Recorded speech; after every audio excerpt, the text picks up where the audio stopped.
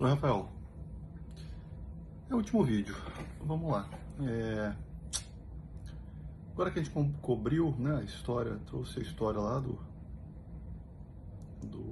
final da história bíblica e conseguimos trazer até 1967, né, com a retomada de Jerusalém por Israel. Eu queria parar ali e fazer uma referência, né, uma leitura disso e associando com a profecia de Daniel lá na estátua babilônica, né? Aquela estátua ela narra depois das pernas de ferro, né, que foram o Império Romano, um reino de barro, né, de argila, mais fraco, com um pouco de ferro nele. E é esse o reino que Jesus vai destruir. Bom, também no livro de Daniel, ele narra, se você olhar na sequência de animais, né, que ele tem uma profecia vinculada a animais, e aí são 4 animais, né, as partes do corpo são 5, né, que completa com as 2 anteriores, são os 7 reinos, né, desde o início da história. Mas ele fala em 4 animais, e quando ele fala em 4 animais, o 4º animal, ele de certa forma, ele engolfa as pernas de ferro. Se você olhar com atenção a profecia, você vai ver que o 4º animal, né, que seria o animal, o último animal a ser vencido, e que representa o inimigo final de Deus, que ele tem 10 chifres, é um bicho todo diferente. Aquele animal ele encampa o Império Romano. Então, né, quando se bota no tempo, você vê, opa, não, então esse animal ele encampa o Império Romano. É como se as pernas de ferro e os pés de argila com pouco de ferro, ele está representando com um único animal que tem 10 chifres, que claramente são ditos, né, são associados a 10 reinos. E lá em Apocalipse vão dizer que são reinos que vão durar muito pouco tempo, não vão receber muito poder por um pouco tempo, que desses 10 reinos, 3 são destruídos, são substituídos por um reino mais forte, um reino que nasce, que é o Anticristo, né? Então a gente tem aquela história final, né, também profética. Bom, isso é o que a gente tem na Bíblia. Depois que a gente olhou toda a conjuntura do que aconteceu pós-Bíblia, eu vou dizer a minha percepção muito forte.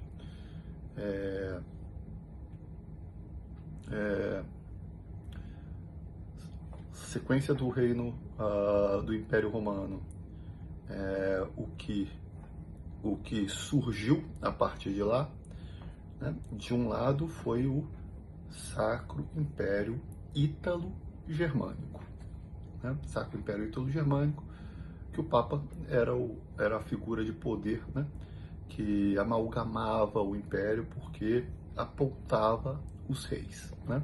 Então dava legitimidade para os reis. Então a estrutura de papado com o Sacro Império Ítalo-Germânico aparentemente é sim uma sequência das pernas de ferro, né? E seria aí um candidato natural a ser interpretado como o reino que vai ser destruído por Deus. Se olhar as profecias dizendo, né, o que o anticristo vai fazer, ele vai sentar no trono de Deus, vai mudar as leis de Deus, isso, vai sentar no trono de Deus, vai mudar as leis de Deus e vai ter um projeto para mudar o calendário, né? Os tempos. Check, check, check. Todos os 3, você pode considerar que eles foram já cumpridos, né? pela estrutura do papado.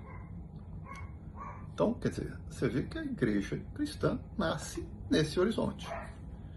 Mas, como diz Jesus, o que você tem dentro de você é mais forte do que existe no mundo, né? A força, né, do amor dos cristãos, né, do amor de Deus por nós, faz com que a gente destrua essas forças inimigas. E é isso que aconteceu com a Reforma Protestante, com, né, várias ações que você vê que vão fragilizando essa estrutura de poder. Então, a estrutura de poder do papado já lá na Revolução Francesa, né,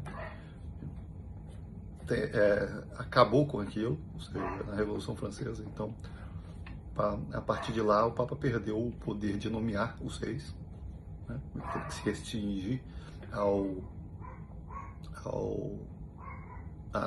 Vaticano, né, um local em Roma. Fez na sequência, né, logo depois da Revolução Francesa, né, na sequência no centenário seguinte, ampliou, retomou a parceria com os alemães, né, a Itália, né, retoma a parceria com os alemães. Aí eu estou falando de Benito Mussolini e Hitler, montam o Terceiro Reich, que é o Terceiro Império, se referenciando exatamente o primeiro desse Terceiro Reich. O primeiro era o Império Romano, certo? Então, quer dizer, vem como sequência e tenta a solução final, tenta exterminar de vez os judeus e falha, certo? Falha com a proteção de Deus.